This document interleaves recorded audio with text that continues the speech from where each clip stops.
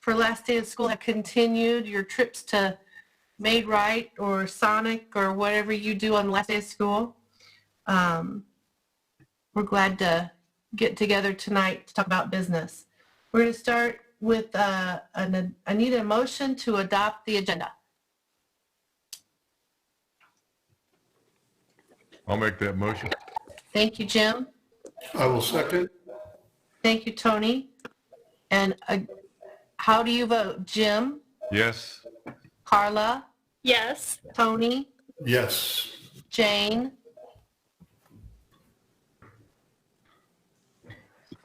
Yes. There she is. And Brian? Yes. And Shannon? Yes. And yes from me. Myra, did we have anyone who had an item presentation on agenda items? We did not. Thank you. You're welcome. We'll move on to the consent agenda. Our consent agenda is utilized by the Rolla Board of Education as a means of dealing with routine matters, which must be considered by the board but require a minimum of discussion. All Board of Education members receive and review written information supporting the items listed on the consent agenda well in advance of the meeting. While any Board of Education member is welcome to remove any item from the consent agenda for separate consideration or discussion for any reason, normally all items on the consent agenda are approved, in one motion with a minimum of discussion. Are there any items that need to be removed or discussed separately? Mr. Jameson, there's a textbook contract on there, item G, I believe.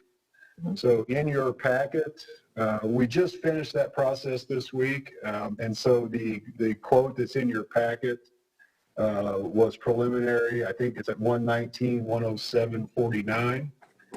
Just today, I received an updated one. We removed some of the items that they included in there that we're not ready to order at this time. Supplementary items, additional items that can come with that. So we are doing the essentials here.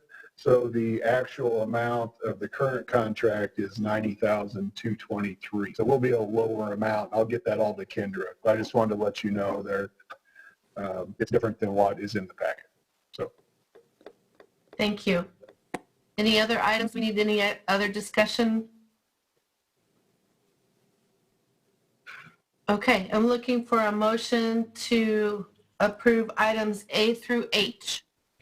This is Carla. I'll make that motion. Thanks, Carla. This is Jane. I'll second it. Thanks, Jane. And how do you vote? Jim? Yes. Carla? Yes. Tony? Yes. Brian? Yes. I'm sorry. Yeah, Brian's yes. Jane? Yes. Brian. Shannon? Yes. And yes from me. Sorry, I got out of order there. Okay, we're on to new business. With Ginger is on with us for the technology year-end review. Hi. Let me just get this going here.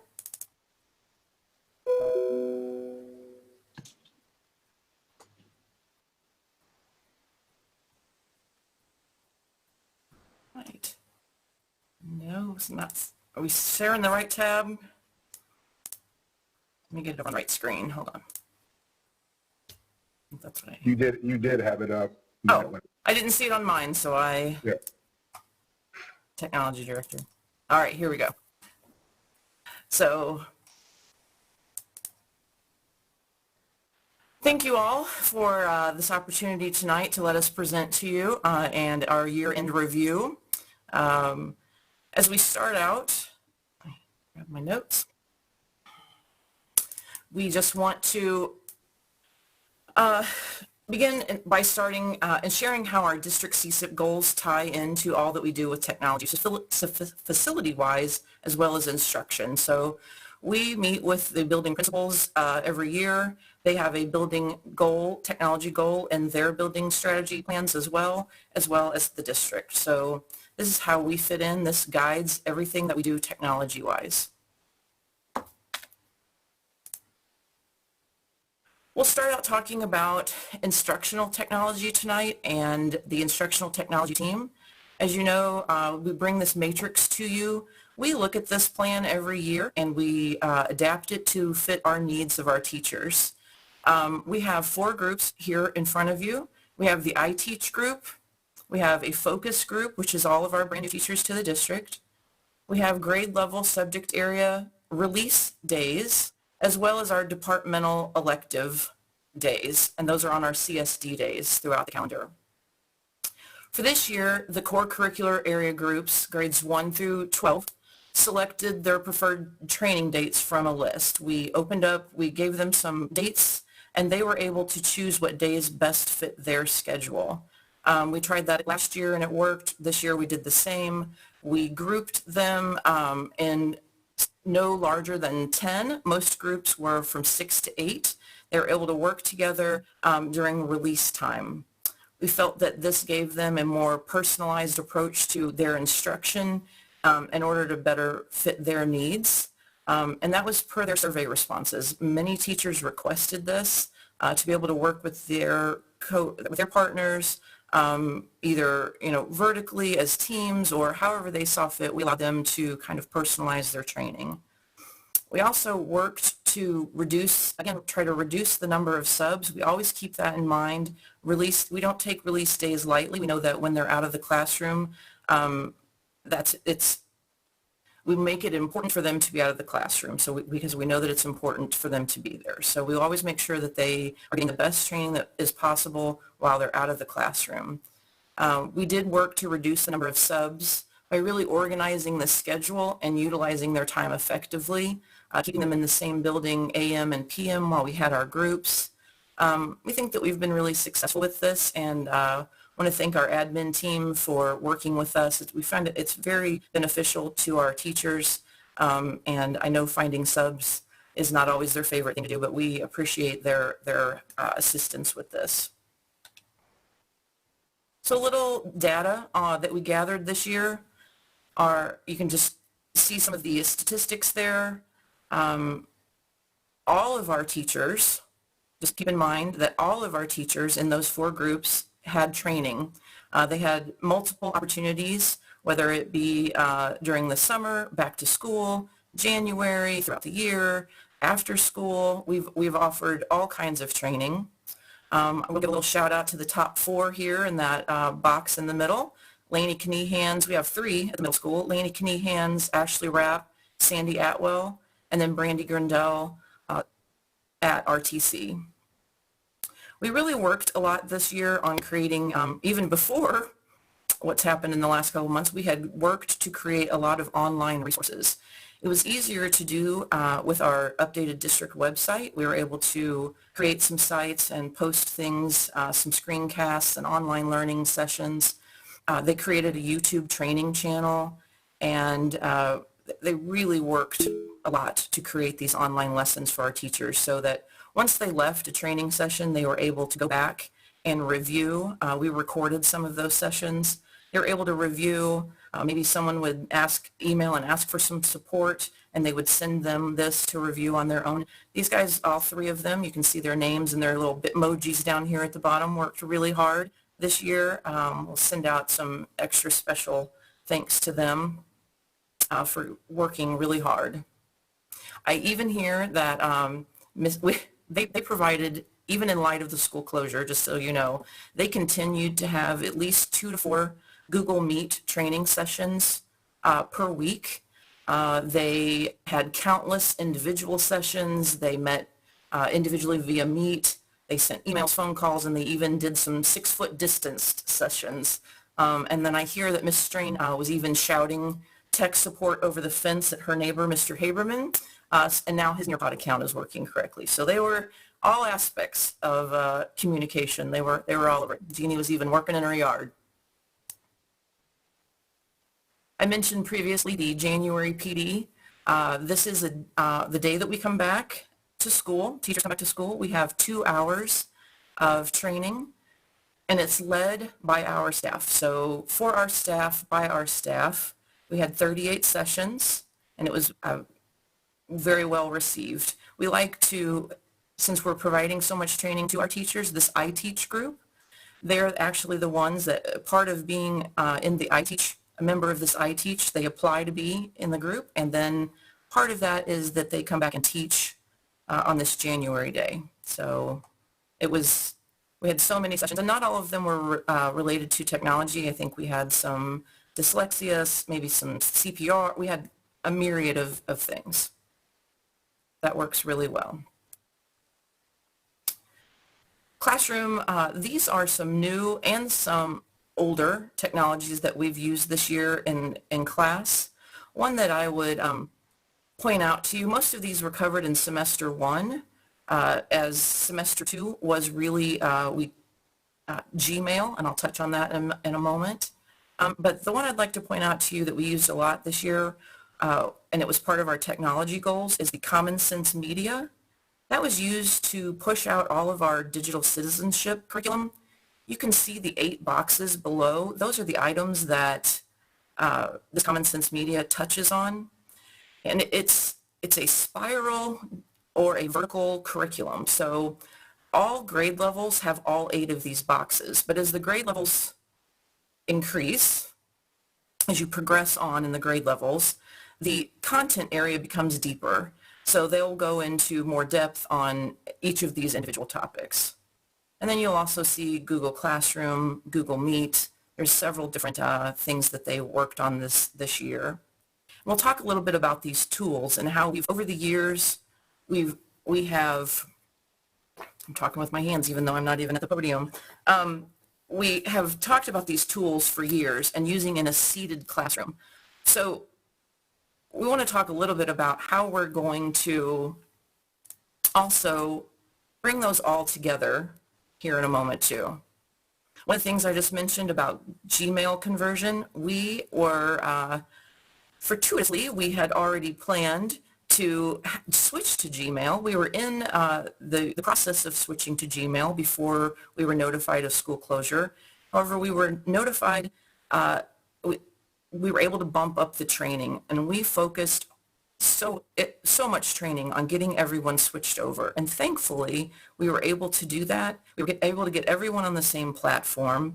Communication in the last few months via email has been so key to, and having everybody on the same platform. I'm so thankful that we were able to make the shift. It was pretty seamless. Rob Wood, our network administrator, did a lot of back work. We had been planning for this for a while, and I'm so glad that we were able to do it during the school year because in light of what has happened lately, it really made communications a lot easier to have everyone on Gmail. We're all now on rolla31.org, as you all probably know. Gone is Rolla, spelling out rolla.k12.mo.us, that's gone. It matches our website, so we're all on one domain. So that has been, it was great having that switch. It's been pretty easy. People, for the most part, people like it. There's a few things that Outlook did that this doesn't, but Google is working on a lot of different, they add to it all the time, and we're very pleased with this switch. It's a pretty normal email. Most people are pretty used to it in their personal life as well. And then I found just some interesting statistics about Google Meet.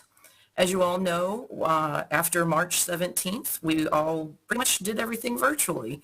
And if you use, there are other platforms out there, but Google Meet, since it's integrated in with the district G Suite, as they call it, I'm able to look at the statistics and see every session that's created, the participants in that session, the length of that session, whether it was recorded or not, and it gives a lot of good data. And so I thought that it was pretty interesting that we've had nearly 1,500 Google Meet sessions since March the 17th. You'll see the number of participants there. A lot of those might be, some of those might be trials, people getting used to the system and doing some trials, but for the most part, the last month and a half or so, those are live sessions. And you can see that the average meet length was 35 minutes. So just some interesting, I thought that was a little interesting data there. As part of our professional development plan, we also send out a survey to our teachers every year about kind of a year in review of their professional development experience this year. We wanted to share with you this screen. I feel that our past technology trainings have been so beneficial to our teachers gearing up for what just happened. And we were prepared. I want you all I'm sure you understand that how prepared we were. There's a lot still to learn, but you know, this shift happened, and our staff really rose to the occasion. And I believe that the majority of that was due to the training that we have provided them on Google Classroom, on all the tools that we've provided.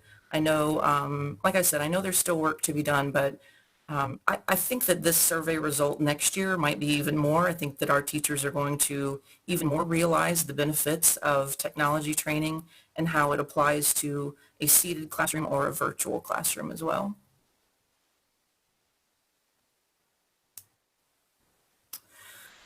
So we also asked them, knowing that perhaps things, you know, depending on what happens in the future, we want to know not only, I'll talk a little bit about our survey of our parents, but we also wanted to know about our staff.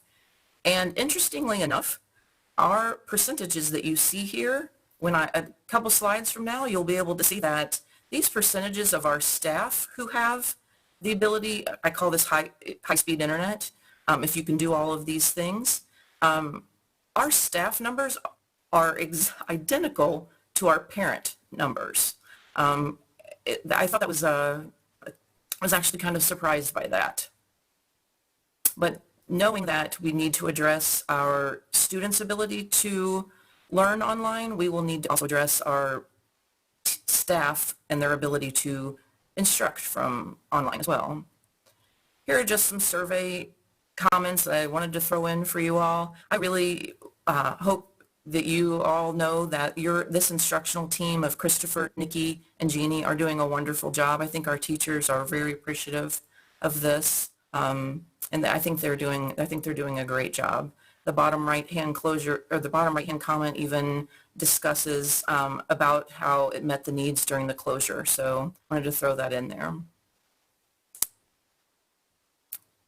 Moving on a little to the networking side of things, and away from instructional. As you know, we successfully launched our new district website and mobile app.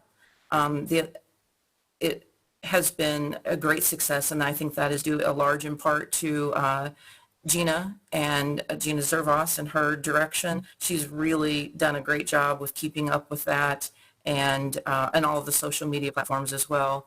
I think that the new layout and design of our website has drawn more people to it.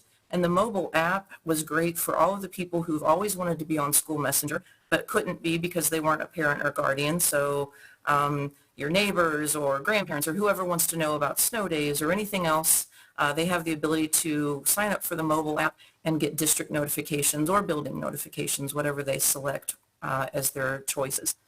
So that has been wonderful. We did some improvements. We're always in a state of improving our infrastructure. As I talked about before, we went to Gmail. We also, Microsoft end-dated the life of Windows 7 at the end of December. So we made sure that every district PC was up to date with Windows 10. I just wanted to put it out here. We used to go a long time without having to update our bandwidth, but as the need for online instruction and even most of our software is now cloud-based, you'll see we've had an increase to our bandwidth the last 3 years. Fortunately, our internet service provider, Mornet, has kept the same pricing. So we have now 750 meg at the same price for 500. So we haven't seen a great deal of price increase there, and we've been able to have a greater bandwidth capacity. We're always working on security, physical security of our buildings and what we can do better there. And then also we are working on, the network always has to be secure. So network security starts with users. And one of the biggest issues that you'll have is with spam and phishing attempts. So we've done some education there. We've put some things in place to better help us with that. Gmail in and of itself does a great job of spam filtering, so we've seen a little bit less of that. We've upgraded some wireless access, and we updated our content filter this year. We went to Lightspeed. That was great.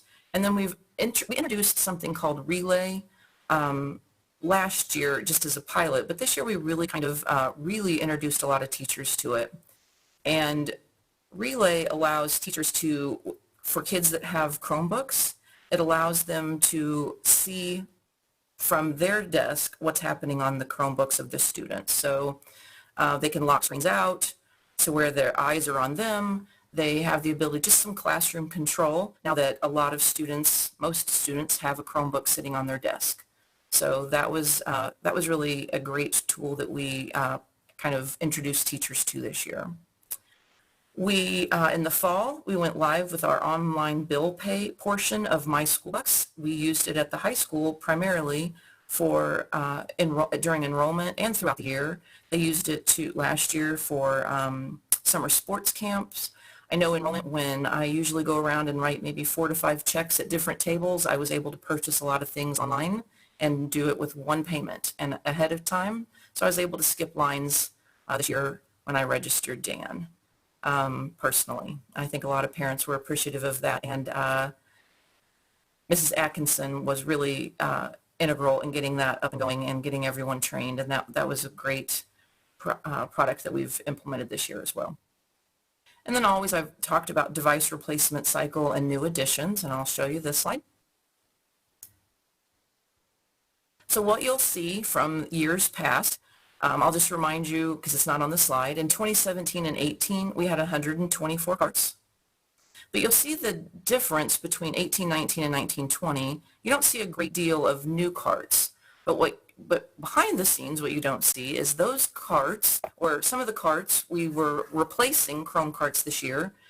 We replaced about 28 of them, because the age of them had gotten to where they were no longer all functioning. The devices have to be replaced just like anything else, and we were going forward. We're not so much in an adding carts, but we are in the replacement cycle. And then looking forward, here's what we really, I think you'll have some questions. So communications, that never stops. We're going to continue to develop the district. We want to continue to teach people how to use the ADA compliance portion of that. That's really important that they have an understanding. It's not just about the content that you stick on the web. It's how you place it there and the importance of ADA compliance. Again, building security, that is never done. Professional development, where this Fish Me subscription, that is what we train on for. The spam phishing, we send out things to staff. We're going to continue to develop online materials, but really now here's the piece that we really want to talk about. So I mentioned it briefly a few minutes ago.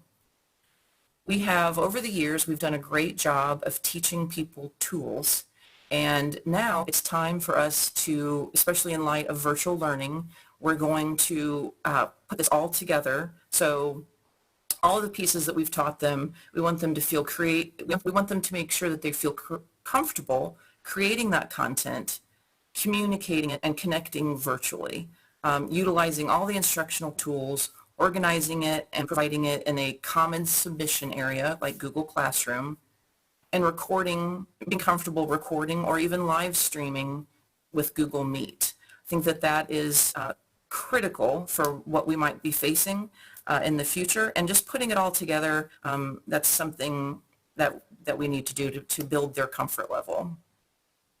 And then I'll talk a little bit here about the device, about the survey that we sent home to parents. So we're going to address device availability at home, and also the big one, the big challenge, the residential internet access availability. So I want to talk a little bit about that survey. So you'll see that both of these surveys, the upper left hand is the ability, we asked parents if they had the ability to video conference, stream content, and submit, if their students had the ability to submit assignments online. And you can see the breakdown there. And while I'm really happy that we have 87%, of our parents said yes. That 13% is concerning. That's about, we had, as you can see, oh, I think that might be, of the survey, that's about, I think that was a typo on the number of respondents when they typed that in today. Sorry. That's about 162 families that responded, or 162 respondents that responded no, that they do not have the ability to do those things online. And we know how important that is, and we will have to address that. Internet connected devices, that similarly, the percentages are about the same. So if you don't have the ability to do those kind of high bandwidth activities, you might also not have, a lot of people said that they don't have a device at home other than a cell phone. So that we can tackle, and we have plans to tackle that through checkout. We will look at this year our hybrid method that we have chosen to go with for years, which has worked with us, and then it has worked for us until the school closure. And then some of the survey results that the comments that we were getting were parents had multiple students in home and only one device, or that was a comment that came up quite a bit. We also had comments regarding we have one device at home and I'm using it to work from home, or we have no devices at home. So this, I feel that we can tackle that. There is no problem with that. We can work on a checkout for our students next year. But the connectivity issue is a little more of a challenge. So the issue, another question was, if you don't have the internet, what's your primary reason why? So you can see right here, affordability. And again, I think that is something that we can, as a district, if it's affordability, we can look at, and it'll come at an expense, but we can look at hotspots, we can, there's things that we can do. What we can't do, or what we need help with doing, I guess, is this no service provider in the area. The geographical challenges of our community, it's difficult. It's a significant issue, but we are not alone in this. Rolla is not the only district that's going to face this. It will require that local and national telecom companies, as well as electric cooperatives, really look at this differently and see how they can reach.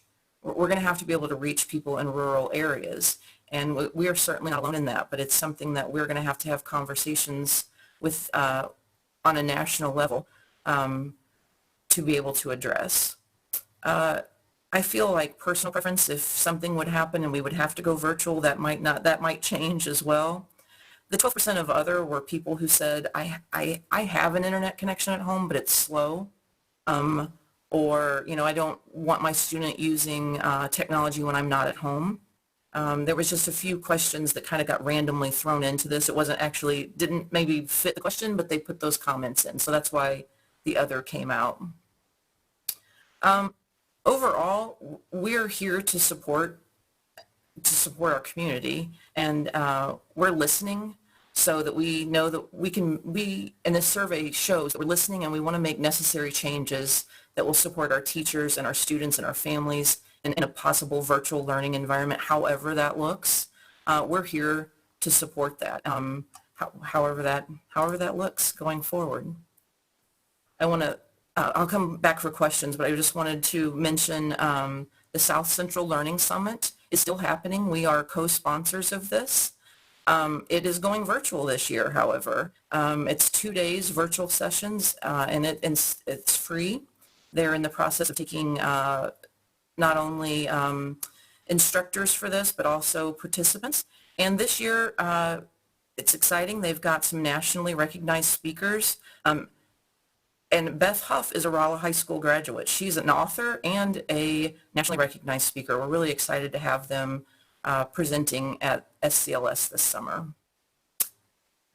And then before I open it to questions, I just wanted to show my appreciation for the teachers that have accepted our technology training over the years and embraced it.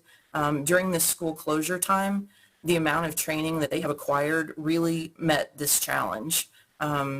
They felt prepared for the most part. A lot of them felt prepared to go virtually. And that's large in part to our instructional team who have worked hard over so many years, and all the leadership there. They've guided a lot of people to where we needed to be. Thank you to you all as well for supporting this for all these years. We've had an instructional technology program for many, many years. And your understanding of how important this is has really, it's helped us to be successful. So thank you. As we've faced virtual learning, it was kind of just thrust on us. I felt like we've met the challenge, and we understand that there's more to do with regards to this, but I believe that we have the team in place instructionally on the networking side, the tech team upstairs. We've got the team in place to meet this challenge. And I'd also like to thank Dr. Dare, Craig, and especially Dr. Zales, maybe one last time. Dr. Zales, thank you for your years of support and guidance. You have been an incredible leader, and I know that Rolla Public Schools will succeed in educating our students in whatever way that looks going forward. I'm glad to be part of the team that's helping lead this forward, and I'm just extremely grateful to our tech team and all that you all do for us. And that, I'll open up to questions, because I'm sure you maybe have some about virtual learning going forward. Hey, Ginger, this is Brian Creedy. Quick question. The 27% that have no service provider in their area, is that geographically located kind of the same area, or what's that look like? Or do you have a map available? I don't know, maybe that would be good to look at later. We don't. These are the data points that we have. We didn't ask geographical location yet. We just know, I mean, that could be any direction. 72, right. 63, that's north, south. That's just, you don't have to go too far out of the city limits to reach that. I know one of our principals lives out Old St. James Road, and she says that their internet connectivity is spotty sometimes too. So I think she mentioned that she has 2 internet connections coming into her house because of the kids there and just the spottiness. So you don't have to go too far outside city limits to have some issues. Some of it can be,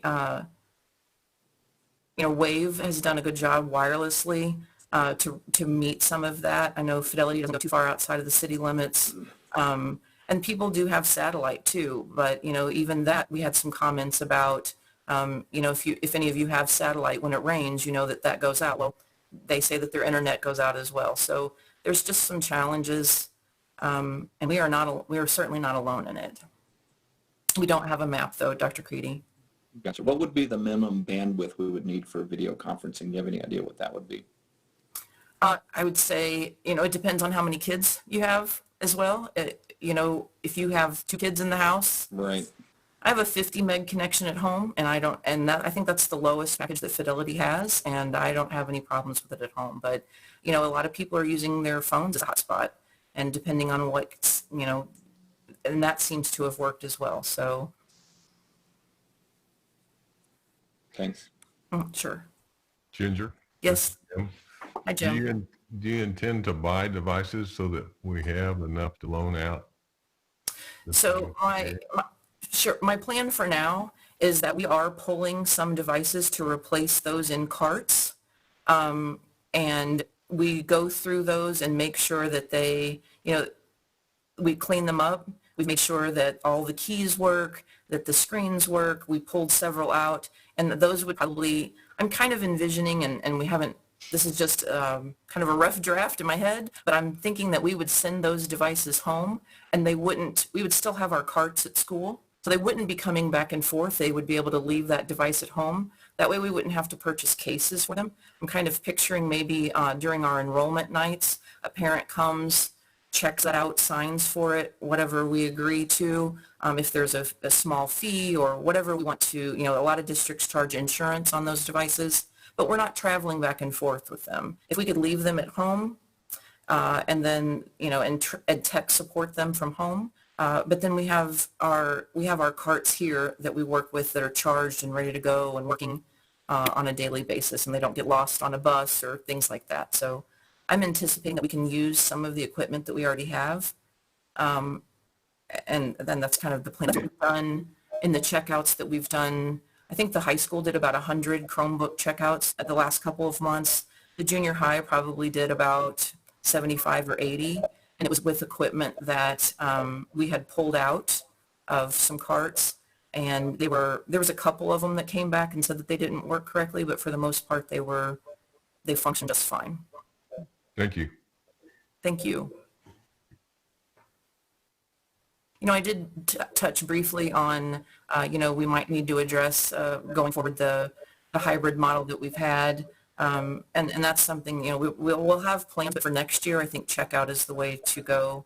And not everyone having a device just yet. We're not prepared for that, but we can certainly check out to those who need it.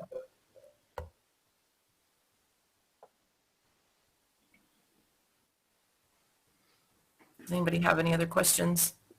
I was just curious, Ginger, on the old domain name, emails that are coming in, do those just automatically get forwarded, or how is that transitioning to people who have all these Rolla.K12 email addresses saved? Yeah, absolutely. Those are still in, we shut down the Exchange server, but the Rolla K12 MOUS, those emails are flowing through. So as we're trying to get people to update their address books, but we know that, that doesn't always happen, but we have the ability to leave that turned on for a long time. So we've got it turned on, mail is flowing through, and whenever I see someone that emails me still at that address, I usually reply back and ask them to change it. But yeah, that mail is still coming through. Very good. That's one server that we were able to shut down that we don't have to worry about storage. That was getting up to about almost 3 terabyte of storage of email and calendar events. Gmail has helped with that. We have Gmail is free. They store it in the cloud, and we don't have to worry about that server now, which has been beneficial to cost effectiveness on our part of trying to have a server and that much storage. So, and the virtual, it was a great tool to have during this. We didn't plan, but it sure was helpful when it happened. We didn't plan for this, but now that we had it, it was very fortunate that we had made plans to move towards that. Very good. Thank you. And thank you for all the information. Does anyone else have questions or comments for Ginger or regarding technology? This is Carla, and basically just a comment, and it's really just to thank you and your team. I know the last few months has been crazy, and just very pleased with how you've reacted to this pandemic, and it's going to be interesting to see what's going to happen as we move forward. Oh, thank you so much. We have a wonderful team, and Christopher, Jeannie, and Nikki wanted to be here to talk with you all, but due to the virtualness of this meeting, we just decided that I would speak for them tonight. So the technology team they do great work, and thank you all for your support of them. This is Ginger's 20th year in district. She just finished, so we're celebrating 20 years. Congratulations. Thank you so much.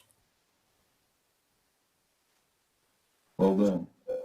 Thank you. Yeah, thank you, Ginger. We appreciate your time tonight. We appreciate all the time it takes for you and your team to put that information together for us. Oh, you're very, very appreciated. It's appreciated, and you're very welcome. Thank you so much. Yeah. Okay, we'll move on to Board of Education future issues. Our next board meeting will be June 11th, and that will be our board reorganization night. Hoping maybe we can do that in person, but not sure yet. We'll hopefully have some direction before then. And then also Tuesday, June 30th, and that is typically in the morning, short meeting in the morning, unless we need something else. Moving on to old business, Mrs. Atkinson is going to present fiscal year 20 budget amendment. Okay, good evening. Since the last the updated budget document can be found on page 20 of your board packet, and the summary documentations following that. So the last adjustment, I've updated the Perkins secondary and post-secondary budgets, transferred funds in and out of different accounts, more accurately code expenditures. Some items of note is that I did remove approximately just under $136,000 fiscal year 20 budgeted summer school expenditures. due to the fact there's not going to be a seated summer school. Of course, that's still, I've left in the budget, of course, to pay for the instructors that are teaching the virtual classes in June. The fiscal year 21 budget will have to reflect budgeted expenditures for summer school for two of them, one seated July 2020 and the second summer school of June 2021. In addition, for this year's budget, I've updated the debt service budget to reflect the payment of the Series 2010 A and B bond issues that was paid from our escrow account due to the refunding in 2017. That was just something that I just flat overlooked in creating this budget for this year. I think it was because it had to do with the escrow account. In any case, our original budget projected an ending fund balance of 22.44%. I'm now projecting 22.05% for budget. Again, as we've discussed in the past, hoping to end closer to 30 to 31%. I'll keep you updated on that. And of course, we'll discuss more of that at the next board meeting when I present the fiscal year 21 budget. And so if there are not any questions on that, I would need to ask approval of the updated budget.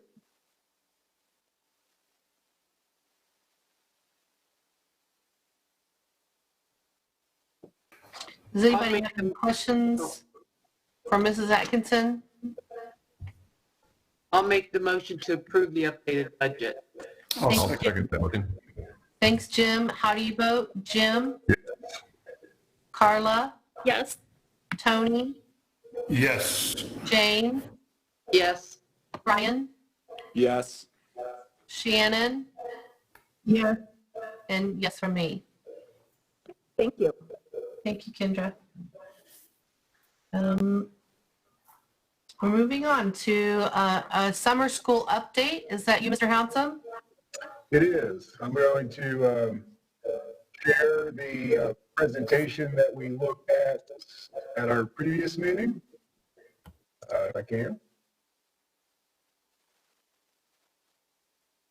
That has been updated with more recent information. Can everyone see that okay?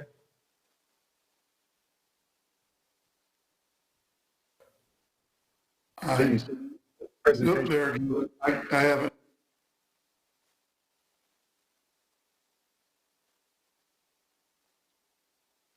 Good. All right, so the slide I'm showing now is a little, just a reminder about the June session for high school. High school classes online, June 1 through June 26. Online instruction only. One update that we put there, the enrollment window does close at the end of the day today. So enrollment numbers have been strong. So here's what we have so far.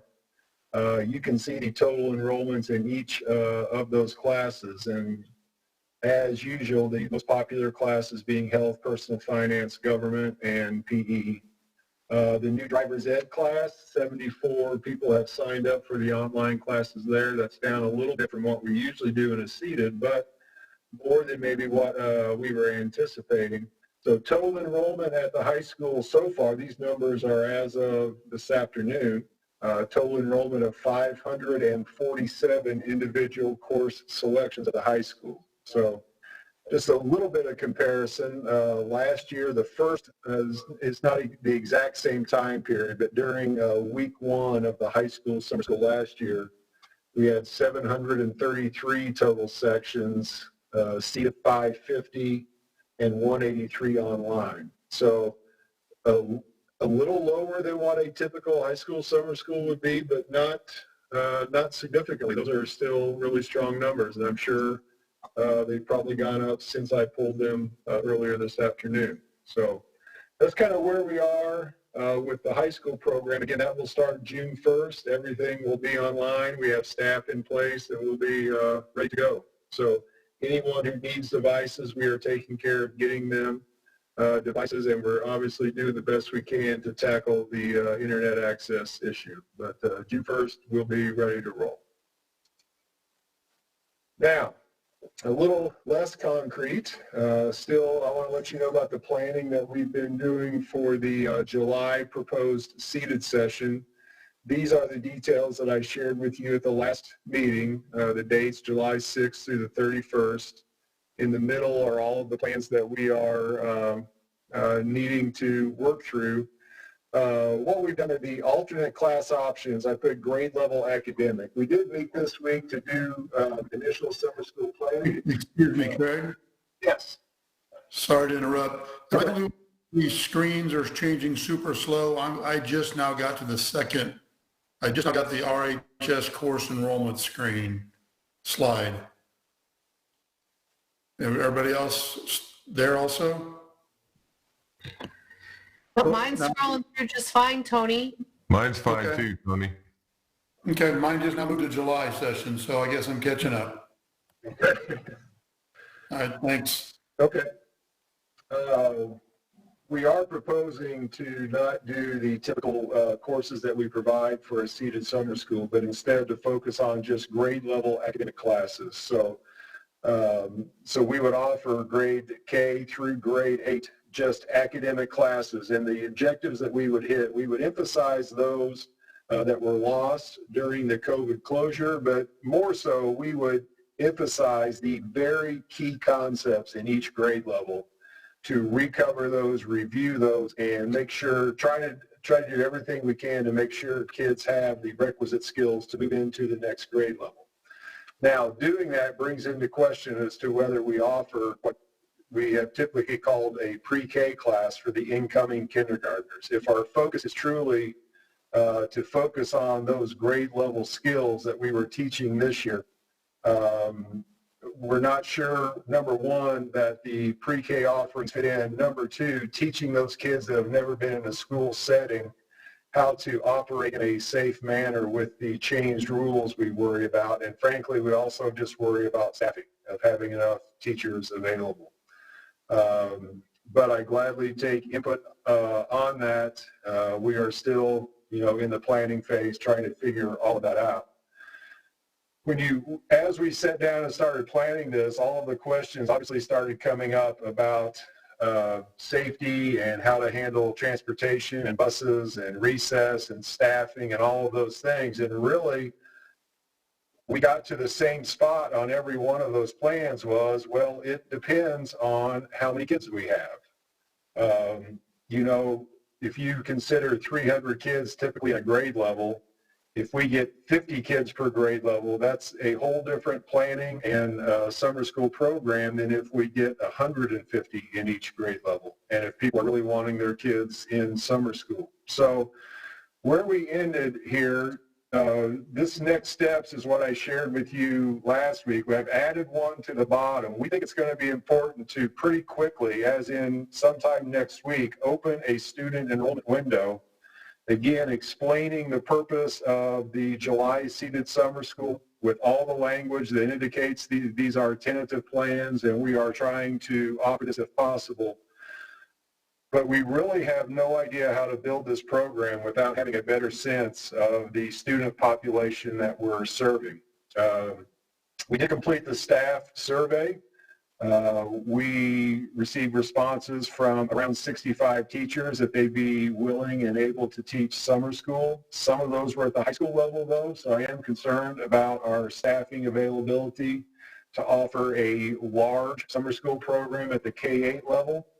And again, we started headed down that road, and the whole question became, we don't know how many students we're going to have. So our very next step would be to send out information about student enrollment and to get an idea about the number of students interested in attending. Once we know that, that allows us to focus a little better on some of the alternative plans that are going to have to be put in place for that July session. So we do have several documents from other districts that are in the same situation we are. They're building this on the fly. So we have shared our plans with others, and they have shared them with us. And it's been a good way to get ideas about ways to run this summer school and make it work. So we'll be putting all of that together, and I'll keep you updated as we go. So with that, I would take any feedback and thoughts about either the online session in June or proposed seated session in July, and I would try to answer everything that I can that I have the ability to at this point.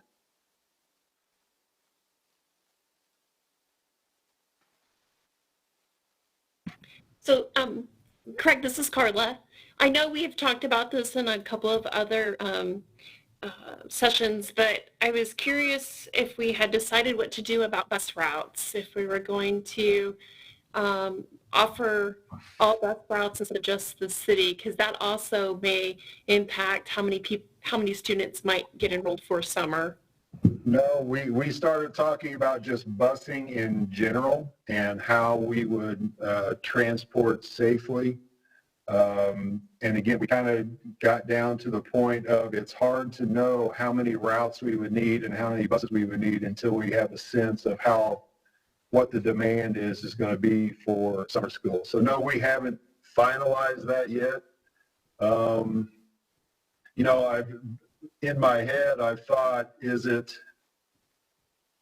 better? I mean, I could go to one of two extremes. Is it better to just do a parent drop-off for summer school and not do the transportation to decrease the contact that kids are having with each other?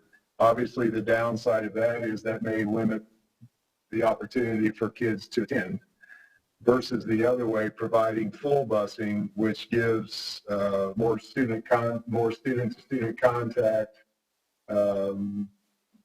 but allows more people to attend. So no, I would gladly take some feedback and direction on what you guys think is the best approach. I think once we do these students sign up and have an idea of our numbers, that will help guide some of these decisions.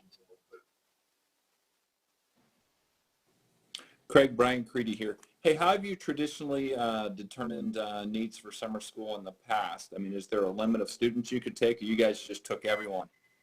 Well, we've been fortunate that we've had enough exploratory classes that have been offered. We've had enough teachers teach that typically what happens is we didn't have enough students to fill every one of those classes. So as we got closer to summer school, those classes to which the enrollment numbers were too low to offer, we would move those students into other classes that still had seats remaining. So we've never had to turn people away from summer school. We've been able to take anyone that comes. But in this case, offering it the way that we're doing now, we're a little unsure if everyone is eager to send their children back to school or if there's a real reluctance to do so. I assume we'll fall somewhere in the middle. But we've never had to turn kids away before. No. Gotcha. I guess my point is we could see how many teachers are available and see what we could support based on that, and then make plans for this is the most we can take and go from there. That is one of the options, is that we can only do what our staffing will allow us to do. That is an absolute, because we cannot load the classes up, obviously, with the numbers that we have in the past. No. This is Jim. Craig, comment for you that, this would provide an opportunity, if you can have a seated session in July, to work out some of the logistics issues that you're going to have, and do it with a lot fewer kids than the 4,000 you're going to have in August. That was our thoughts exactly. We would really like to get this in just to get an idea about what school looks like in this way, and to understand ways that we can run school, because we really want to have this July summer school, but that's nothing compared to what we really want to do on August 24th, which is to be able to open up and provide a normal situation. So I would agree with you wholeheartedly on that. Craig, this is Jane. Once again, I do think that we're hitting the high school end, which is good. And then I think that if we had to make a selection, I really think younger kids, again, like whatever, pre-K, K till even like third grade, are the ones who probably need the most focus. I don't know if you could limit numbers like that. I mean, that's just my opinion, though. I think what we'll see, I think we will naturally see the numbers higher, younger. We always have very small number of junior high kids attend summer school. I think that will still be the case, but this is all new. So, I mean, who knows? We'd be interested to see how it comes out. little scared to see how it comes out.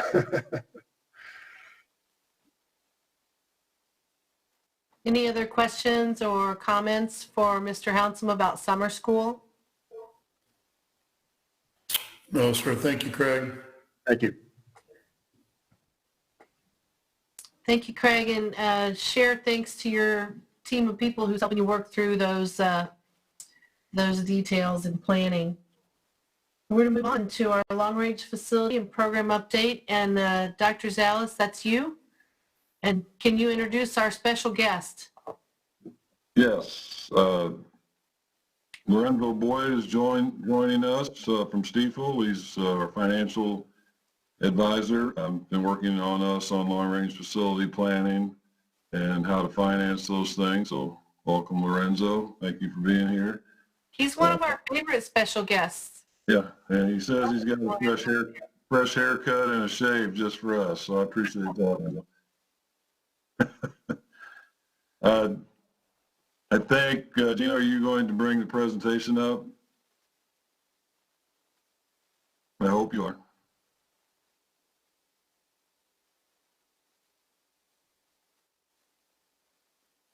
There we go. Thank you. So we thought we would combine the health and safety update with the actual bond issue discussion, since we're about 12 days away from the election and it still will be before the voters. And yesterday I presented to the chamber and kind of wanted to give a health and safety update and then lead into the facilities piece. So go ahead. We obviously know we've changed our short-term operations and pivoted directly to the student well-being first and foremost, but it hasn't changed our long-term strategic planning and our facility study and everything that goes with that. So I've been sharing that we started out this with student well-being as our focus, and we served just shy of 46,000 meals during the time that we were closed, about 1,100 per day. You heard Dr. Dare last meeting that we've also donated close to 700 cases of food, perishable items through USDA to our food bank partners. And I think there were some really positive things that have come from that rekindled relationship with faith-based organizations that I hope continues. I explained to anybody that'll listen that we're kind of leading in this term liminality. I've learned a new term, and it's leading through ambiguity, or it's kind of a middle gray area stage of leadership. So we, as you've heard tonight, have been fortuitous with the technology part, but that was part of a plan, and we really didn't have a plan for this kind of abrupt stoppage of our operations. So the learning plans we built on the fly and tried to strike a chord, thinking of our parents and our staff with balance. And with today being the last day of school, there is some crossing the finish line feelings for at least for this age. We're thankful for the Phelps County focus. We had close to 400 subscriptions of learning plans that came through that, and I think that was a few more than what we thought would happen. But Ginger did a really good job with the survey talking about the inequities that have been exposed. And I would point directly to the 13% that don't have access, and that percentage of access due to affordability, and as Dr. Creedy pointed out, just the geographical area that we live in and access. That's a statewide issue, a national issue, and I would encourage anybody that knows a legislator, that needs to get done. We've given enough lip service to it. Now it's time for action. We'll certainly do our part to provide the devices and the hotspots as per our tech plan. That has to happen. But one student is one too many. So we knew the inequities would occur, and now as we move back into school, it's time to work through those. I've been talking about the traditions of school, primarily prom and graduation. I just in recent conversations with Dr. Pritchett, we are scheduled for graduation on the 14th of June, doing some just the logistics in the stands at the football stadium, placing students at the social distance parameter. And but he put out a message yesterday that we're going to wait till after Memorial Weekend before we make a final decision as to whether we push that to July or not. But we're hoping for June. As far as prom goes, I don't really know how to do. We would do a prom without kids being in close proximity to each other. That's what prom is. Unless Dr. Pritchett can ensure all dances will be line dances and electric slide type, then not sure how we pull that off. And I'm not even certain, the further we get away from when prom was supposed to be, how Pearl will have to kind of talk with us about that, if that's still rising to the level of importance that now that we're looking at summer school. So Mr. Howsam talked summer school, won't hit that one, but we really want to talk about reopening school. There are a lot of opportunist vendors out there. I get a litany of emails every day on those that are willing to help. I saw MSBA today must have heard from the Missouri Association of Arts Educators, because they pivoted away from a 97-page plan on that really, if it wasn't meant to be adopted, it's meant to be adapted. If you tried to adopt that wholesale, you couldn't afford to have school. And so they must have, I could see in there, they certainly were giving advice on band and other performances that they must have heard loud and clear from that group. So there was a letter that came out today, and it had all the arts associations at the bottom. So I think what people are doing are they're shooting at something to provide us with guidance and then reeling it back in based on input. So we're going to begin with the steering committee internally to see what are the issues that we need to resolve. And Mr. Howsam talked about those as part of summer school. And then a task force, which is more community-based. I've personally had a couple of conversations with John Butts as he's talked with the university and the hospital about, what the fall looks like.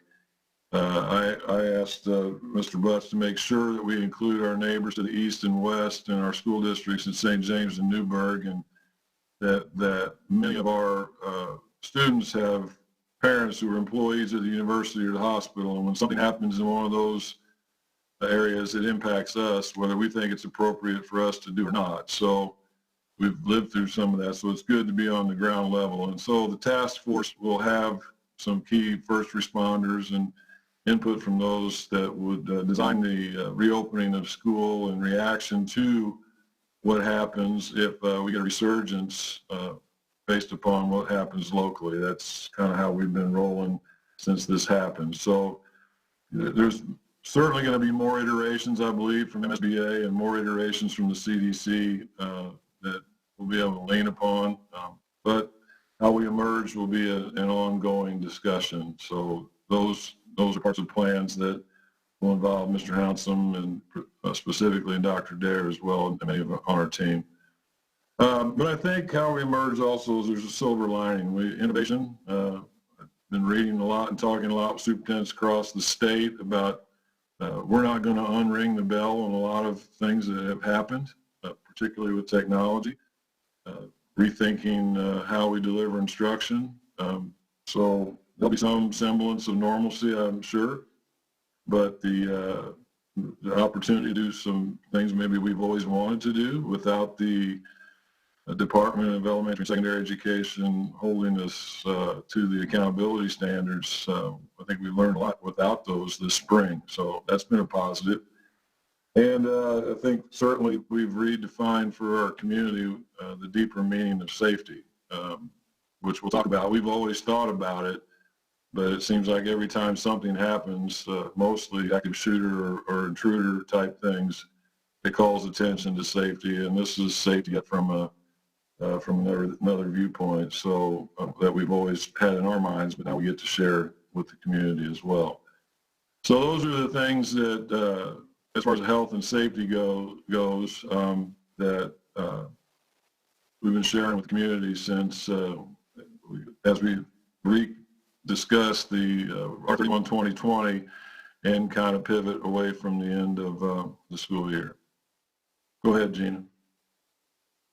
One thing I wanted, the reason why Lorenzo is with us tonight is that a major change in our strategic plan of funding the bond issue, funding the construction facility improvements happens here on this timeline. So gone are those things we did pre-planning, and now what's before us is the June election in 12 days. And you'll notice that in typical fashion, we would have passed the issue in June and implemented the tax as part of the setting the tax rate in August, September. Here you'll notice in the second box that there will be no debt service tax rate increase, even though we anticipate that the issue will pass, that we would delay that. If you look all the way over to the box before on the far right, number 6, that there will be no tax impact on to our businesses and our homeowners until December of 21, and it doesn't significantly impact the completion of the projects because there's plenty to do in box 3, 4, and 5 with regard to design development and some priority safety projects that you can do out of Fund 4, which is part of this supplement to the $25 million bond issue. So this is in here twice. It's in here in the beginning because I want to take a bite out of the elephant in the room. Anybody that looks at this and says, my immediate reaction is I don't want to pay taxes. Well, I don't want to pay taxes either, but particularly now with what's happening in our economy, we want to make sure that everyone knows we're sensitive to that. And 18 months down the road, we still want to move our district forward and delay the implementation of the tax rate. So Lorenzo, I'll have you come in at the very end because this slide's kind of at the end of that, and maybe provide some of that in between, when to market the bonds and some of the opportunities that we have in between there, just to make sure we don't lose an opportunity to market those bonds and still adhere to the promises here on this slide. But I'll wait. Okay. This slide's in here again. Okay. So just hang on. You will. All right, go ahead, Gina. So again, this is where it resides in our strategic plan. Gina talked about that with technology. Here's our support for that, part of your strategic plan. Okay. Go ahead, Gina. We've talked about this survey in the past. What gives us guidance is the Patron Insight Survey or Excellence K-12 Survey that were completed previously that points to these items that are important to our community and our parents and our students too. Those that are asterisked and bulleted, no, you don't have to go back, are the things that are hot button issues for our community. So our projects are still there, 5 projects in total based on the 10-year facility plan, based on the survey input that we completed during the last year. Okay. I did want to point out in the focus areas of our safety and security, what's actually in bold and what's in italics are those things related to student safety that aren't necessarily physical facilities. The student physical and mental health is part of our relationship with Compass Health. You've added a guidance counselor at the middle school under personnel to increase our counseling services for students at middle school. We do have a director of nursing that works directly with the health department, and our director of custodial maintenance are certainly always doing things during the height of flu season, but they are a part of our personnel training and safety as we expand what that definition is. And then obviously down under facilities, how we configure those, not only through access control, but as you see folks screening students and staff as they come into buildings, it's the same, the configuration of the entrances and who has access to the building is equally as important there as it would be for access of people we wouldn't want in there. Okay. So the facilities part is what the bond issue specifically deals with. It's kind of a mortgage that you take out to upgrade the district facilities. And Dr. Dare's talked about these in the past. I've taken out the large portion of what we've talked about now since we're 12 days before the election. I think we've hit that pretty hard, but these are the areas that the bond issue will address in terms of that. But it's woven, as you'll hear, throughout the entire presentation from the standpoint of storm shelters as well. So, okay. So at the high school, what you see there is the new layout with the orange being the new gymnasium. What you see in the center is the maroon is the commons area with new band, vocal and instrumental music, and a commons area. We've talked about the storm shelter construction in that commons area. Gymnasium conversion into an 850-seat auditorium. I was kidding yesterday. I know Jamie Myers was on the chamber Zoom meeting, and he talked about being one of the first people to participate in a play at when the middle school auditorium was constructed, and they didn't even have seats in the auditorium. John Woodfin, who's on our campaign committee, was the teacher in that, and talked about how excited they were to have an auditorium, and certainly it's great for the middle school, but not for the high school here. And moving here to the gymnasium, that was the converted gymnasium, was built in the 50s when the high school population was 500 students, and we haven't had 500 students there since Ed Herman, his father-in-law, who just turned 80 last couple days ago, scored the first basket in that gym in the 50s. So it'd be nice to have Ed come in and score the last basket before we start to convert it to a 850-seat auditorium. What's probably new, what has been new, is the next slide, which is the three-dimensional look of the building, as with Cedar Street on the left at the angle and 10th Street at the top. Does add a new presence. Go ahead. Yeah, a view from 10th Street here, kind of give you an idea of the scale of what the commons area with the new classrooms for instrumental and vocal music will be. Okay. And you've seen this once, but it's been a couple of months since I've seen this, so you see it again.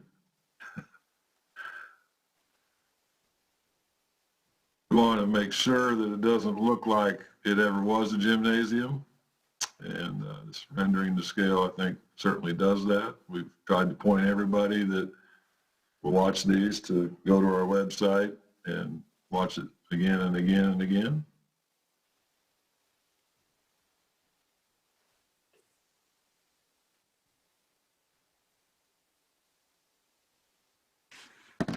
Okay, next slide. Moving to the junior high school, we've talked about, again, the area that's outlined in bold is a storm shelter, but it is an addition of classroom space for band and vocal music. Mr. Hounsom's talked a lot about what it's like to be in a building of pre-adolescence where the noise factor and having beginning band people practicing throughout the building is not conducive to other learning, and it's nice to have them in their own wing. Currently they're in that blue box, which we'd like to convert to some kind of flexible PE space, or more than likely a weight room, because we now have 7th grade activities that are there, and you added 7th grade wrestling for next year, so we've got more activities there than less, and so good opportunity to not have to bus kids over to the high school and keep them here on this campus. So what we've added to the presentation since is a three-dimensional view of the outside to give an idea of scale of this project. Go ahead. So you'll see it's quite and it's a storm shelter structure as well, built to those specs, just as a reminder, and just a slight alteration to the car rider drive to the south of the building, and does not impede sled riding on the hill either. So if we had to, we'd put pads on the wall and make sure no one ran into it. I think we're good. Moving on to Truman. Again, much needed there is a new library. The old libraries in light blue served its purpose well. Back in the 70s when we had open spaces and everyone, certainly back in those days, people were open walls and holding hands and liking each other. That probably more appropriate now that we built walls in every classroom and around the perimeter of that library, which wasn't intended to have walls. Makes a better atrium or flex learning space. Converting in the middle, the blue box, those office into some classroom space. and then you'll see the new library in the gray, and then new construction also in orange, moving the office to the front, making the safe entrance access to the building. It is a challenge there. We've done a couple of things there to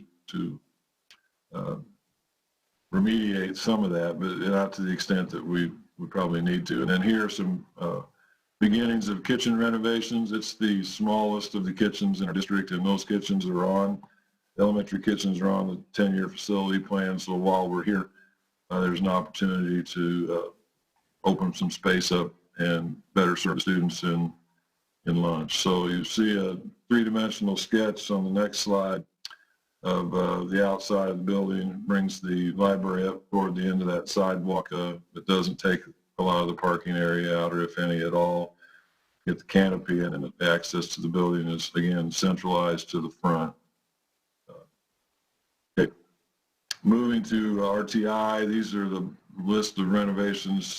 Their career tech education is certainly enjoying a resurgence. I don't think that'll change at all as we come out of this. If anything, I saw an opportunity for us to pilot an elementary ag program. Came from DESE, which kind of stumped me today when we're talking about budget shortfalls on one hand and let's innovate on the other. So, and a 97-page School Board Association safety plan, and let's innovate. So I'm torn in a lot of mental ways there, but again, we have a good program, and we're going to continue to move it forward.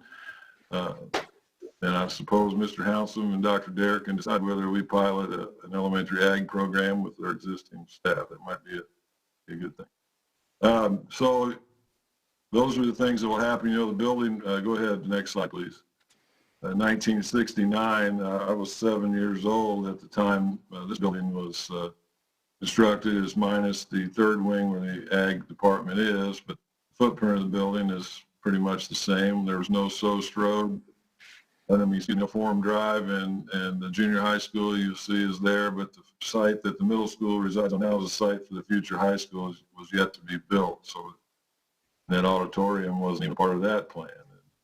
The road construction there. So as we move this building forward, we're not going to vacate programming there. Go ahead. The areas that you see here in blue are the restrooms, which are the original footprint of restrooms from 1969. They've been renovated, but not in terms of square footage or infrastructure. The areas that are in the gold or orange would be renovations with the new safety entrance at the upper left part of the building. And then the area in gray is the ag shop. They talked about doing a little bit more expansive animal science studies. You know, right now we just have small farm animals, and may give an opportunity to do some short-term larger animal type interaction, and which would, and greenhouse and things of that sort that have been a part of our ag program that we could expand upon. So renovation of shop spaces, the robotics program is over here in this building now too, which is a change. And I've looked at old drawings of this building that had some of the classes that were offered there that we, business machines and things like that were kind of interesting back in the 70s, so, and late 60s. So just a comprehensive upgrade of a lot of the things we do here, and making our facilities match that. Okay. So the bond is 58.5 cents on the debt service. It's a 28.5 cent increase on the debt service. That moves it from 30 to 58.5. It's 25 million on the bond, and about 6.5 million out of fund first. We've got opportunity there of over 30 million. The impact on the taxpayer, you see here, for a home value, if those increments remains the same on an annual basis and then on a monthly basis. Again, cognizant of this being an increase in taxes now more than ever, brings us back to, that will bring us back to that timeline slide, and Lorenzo will jump in here in a minute, but keep moving. Our tax rate now, as it relates to the Camdenton salary data set, we do pass this issue June 2nd, we move up to where the arrow is. Every school that has a bond issue on the ballot for April is indicated there with a star out to the left. So there are a lot of people still moving forward. We like to think of this as an opportunity in our community to put people to work construction-wise, and community's school district is kind of a reflection of the community itself. So we'd like to think we're that, be something to look forward to positive as we come out of our current situation. Okay. And Lorenzo would come back to this, but we got a couple issues that will come off the ballot. What our current debt is, those two that are coming off our responsibility to pay back in 23 and 27, what our current debt limit is and our capacity. We are a district that does not have a lot of debt, okay? And our rating kind of shows that, and these are the reasons why we think our school district is really good, because we have a good economic hub and the university and the hospital, and a very good fund balance history and very low debt burden. Yeah. So I come back to this slide again to make sure that you see again that we have adjusted the plan for implementing the tax, and I'll kind of let Lorenzo talk about all the stuff that we've discussed over the last several weeks. So, Lorenzo? Yes. Can everybody hear me? Yes, sir. Okay, great. So we had talked about, Dr. Zallis and myself talked about the bond issue and how the best, way to move forward. And he kind of mentioned we're under the current scenario of where we are in terms of, implementing the tax now or later, and wanted to see if there was any possibility that if we were to go ahead and issue the bonds this year, could we delay the tax until next year, to the following year, implementing your tax in September of 2021, so it wouldn't go on the tax rolls until December of 2021.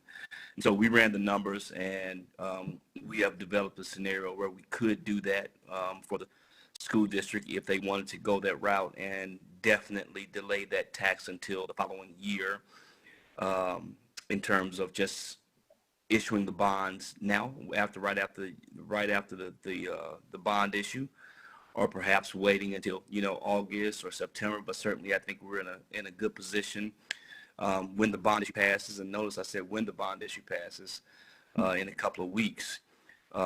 We can kind of monitor the market. The market has been kind of in flux, as you can imagine, over the past several months in terms of when the COVID crisis first hit.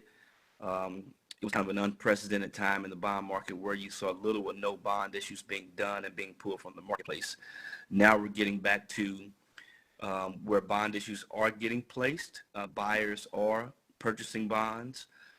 It's still not normal, but interest rates are really, really low right now. So if the school district should want to kind of move forward initially right after the bond issue passes, we can certainly ramp up, look at the market, sell how many bonds that the school district needs, whether it's 10 million, whether it's 15, whether it's 5. We can put something in place, whether it's the entire amount, put something in place, and then delay that tax until the following year instead of implementing that tax in September of this year. So that's really what we've kind of talked about. I think it's, I've priced several transactions over the past 3 weeks. So now we're seeing the market really come back and really be in favor of people getting back into a normal environment. But the smaller bond issues, they still are a little bit of a challenge, but the larger ones seem to be getting done at a good pace. So that's kind of what we've talked about, and certainly there's lots of options we can throw out there, but we'll work with Kendra and everyone else in terms of how we kind of put that in place and what we do and what's the best route to take. I wanted to open it up for questions from any of you. You've heard me talking about it, so it's good to have Lorenzo here at your disposal to answer any questions, since he's been a part of this project all along. Lorenzo, it's Kendra here. Hi. How you doing? I do have a question real quick. If we were to go ahead and issue those bonds between now, well, anytime for next year, it is your opinion that our debt service fund is healthy enough to continue to go ahead and take on those interest payments to September and next March? in advance of actually increasing our debt service levy, correct? Right. So what we would do is by issuing the bonds now, if we were to go through and issue those bonds now, you're right now on a March 1, actually 9/1 cycle. So regardless, you wouldn't have your next payment wouldn't be until March of next year. Your first payment, I should say, March of next year. We can do something. What we've looked at is do capitalized interest, what we call CAP-I, to where we bake that interest into the new bonds, and that's paid out of the existing bond issue. So there's a way and a method for us to kind of get by without actually increasing the tax rate immediately. Okay, thank you. Mm-hmm. Lorenzo, this is Tony. Just, I know nobody has a crystal ball, but are we feeling comfortable with what the bonds may change between now and waiting a year? Dr. Zales had some, you all and others looked into the likelihood is the Fed rates are going to stay very low, so therefore should be pretty favorable to keep them low. But is that still a pretty good feeling of that? Well, as you kind of mentioned, Tony, no one has a crystal ball, but for right now, what we're looking at with most of the economists, the talking heads, and even our economists, they feel pretty good in terms of interest rates are going to be pretty constant. Now they're getting back to normal levels between now and the end of this year. Who knows what's going to happen after the election in November and how that may change. But for right now, they think at least through the end of the year that we should have pretty stable rates as we see it. So that's why when the bond issue passes in June, we can certainly monitor the market and just kind of see when is the best time to enter the marketplace. Right now, interest rates are at all-time lows, especially on the early end. But we have a lot of flexibility in terms of if we see the market basically starting to creep up on us, then we can certainly be put in a position where we can kind of enter the market. And I've talked to bond counsel, the attorneys, to kind of get the documentation together in terms of being able to hit the market before interest rates really rise significantly on us, so we can capture some of those low rates. And we need to balance that with that we are putting out the message that we are not going to issue those to hit this year's tax statement. So, right, so you would technically still issue the bonds, but we just wouldn't implement the tax until the following year. So even though you're issuing the bonds are going to be outstanding, and we'll just implement the tax until next year. Got it. Thank you. Mm-hmm. No problem, Tony.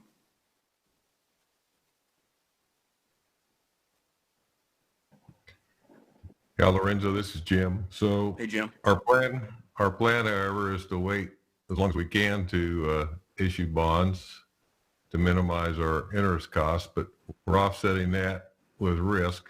Yes. And, it may come to a point that risk tells you that you're going to spend more in interest than you more in the interest rate increasing than you would in the interest of paying it before you need the money.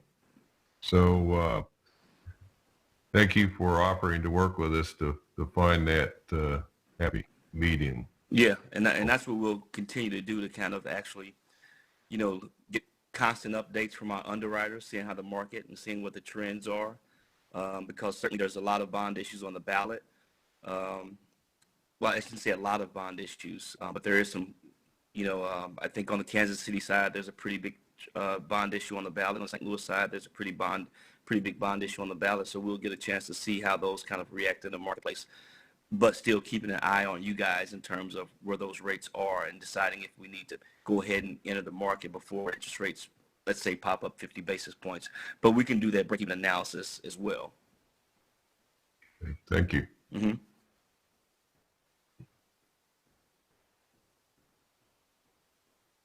A good question. Any others? Thank you for those.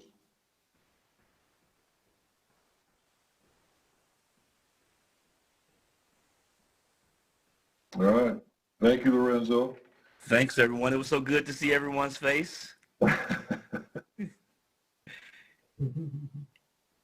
Thanks for being with us, Lorenzo. We sure appreciate you. No problem. I wish I could have been there in person then. I know. Right?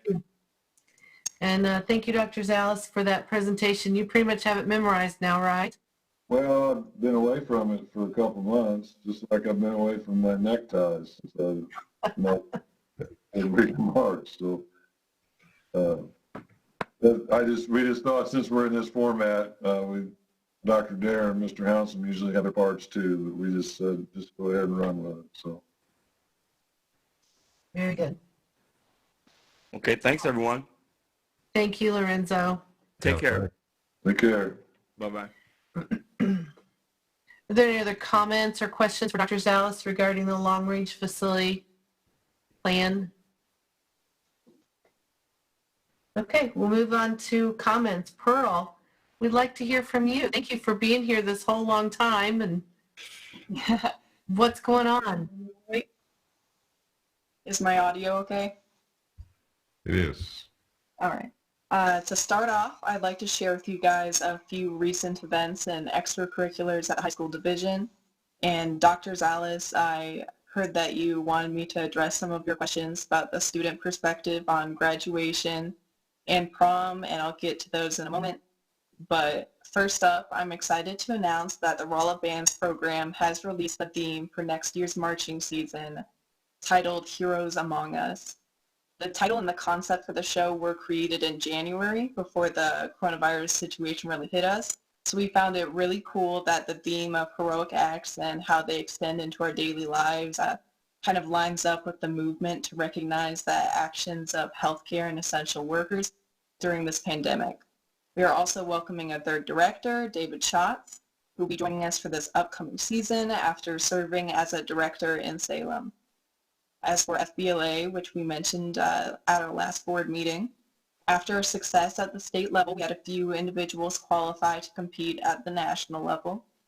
And just to keep you updated, the window for us to test is pretty much the entire month of June, and the online national conference, where we'll get our results and see how we did, will happen June 29th through July 1st.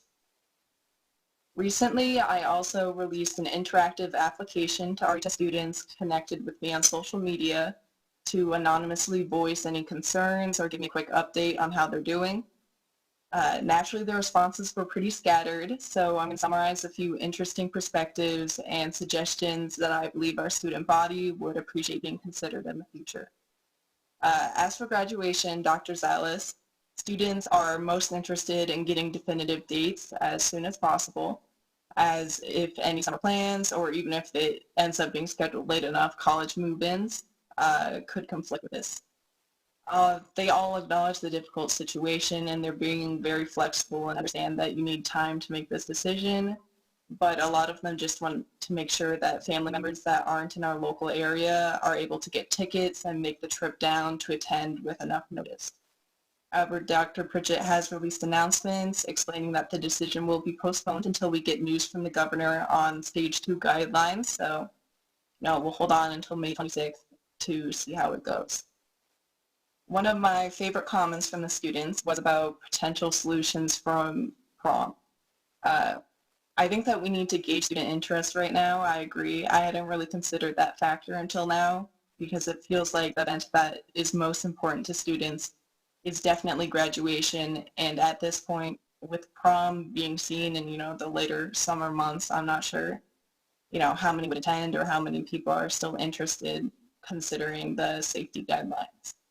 But they suggested that if we are going to move forward with it, the prom should be limited to senior students only, and have the junior students not attend, because they'll have another opportunity to enjoy prom next year, and they feel it's more important for senior students to have this experience.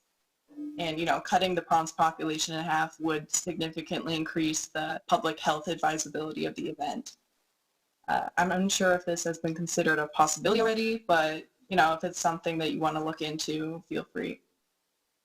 Generally, students are pretty satisfied with the end of the year academically due to the lenient grading policy provided by our district in consideration of situational disadvantage.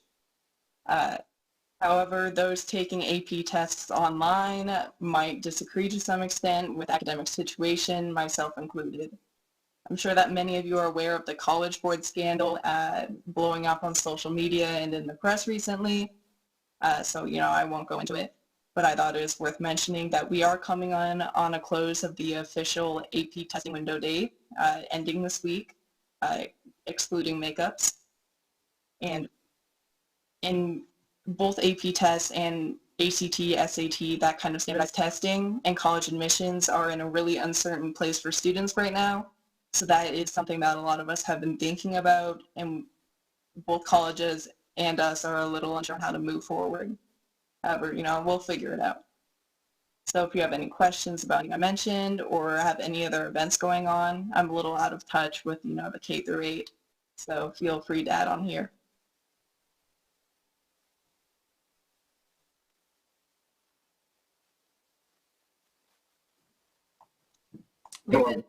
Pearl, I would just add, appreciate the comments about prom, and I was trying to be a little lighthearted with, not with prom, not graduation. Yeah, with 200, well, north of 250 in the graduating class, I don't know how many of those would come, but yeah, we'll have to try to figure something out.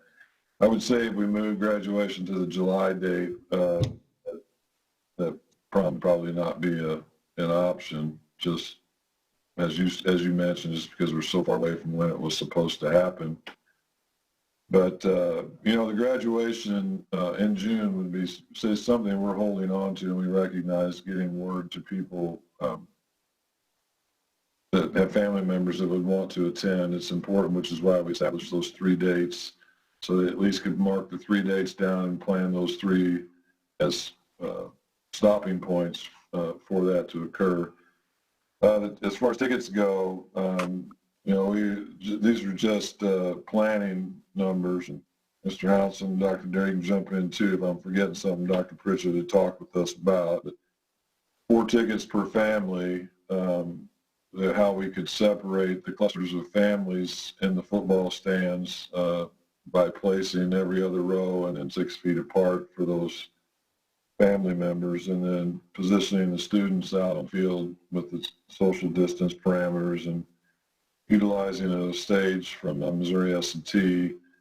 Mr. Packard, I did talk to Dr. Pritchett about the bulkiness of the old stage, so he's aware of that, but willing to take on that challenge. So, Well, and I was thinking more of the stage two times ago. So, well, but tomorrow would not be as bad. Well, he said he figures that even the last one's not the greatest because they like the new one so much. But anyway, that's the plan, and obviously we would all be positioned to be able to do that. If weather becomes a problem and we have to go inside, then tickets become more of a challenge. So we are planning to have it televised and are working through with Fidelity. Matter of fact, we had a conversation this week and ready to move forward with the necessary expenditure to have it televised, and then it'll be replayed. So even if we had to go inside, families that came down would be able to see it on live TV and still enjoy the event. They just wouldn't be physically present. And I hope they would understand that. We can't deal much with Mother Nature nor the virus. So we're trying to do the best we can. And any less or more than 4 tickets, I don't know how we make that happen. That stadium seats, that'll put almost north of 800 to 1,000 in the stands, correct, Greg? And that's a lot. So, but we can keep them separated that way. Are we set on that location for sure? Is that for sure graduation is happening? I'm sorry? Is that the location we set? Is that, for sure where graduation is going to be happening? Well, our football stadium, yes. It's not going to happen. It's not going to happen at the Gail Bowman. And if it rains, then the gymnasium becomes the next option. All right. Thanks for clearing that up. Yeah, and so we prefer it to be outside. We hope it's beautiful in June, unlike it is right now outside. We know that if we push it to July, mid-July, that we're likely to have a lot of heat and humidity. So there's no perfect plan, and we're just That's what we know right now. We thought we might hear a phase 2 open parameter. I listen every day to the governor's press conference and didn't get anything out of that today relative to any changes.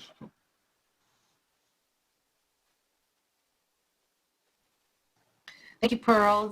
Does anybody have any questions or comments for her?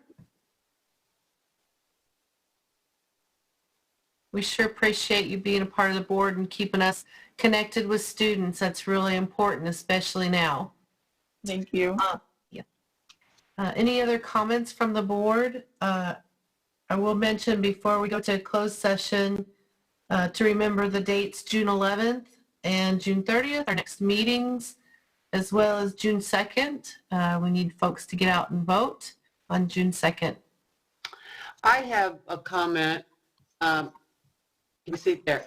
I just would like to once again thank Ginger and her crew of Nikki, Christopher, Dee, and all the teachers. They've done just a fabulous job from everything I've heard of, and I know it's not been easy, and I know they miss their kids so much, their students and vice versa. So I just really applaud all them and all of our teachers. I think it's just been wonderful that everything they've done to make this end of the year go as best as it possibly could.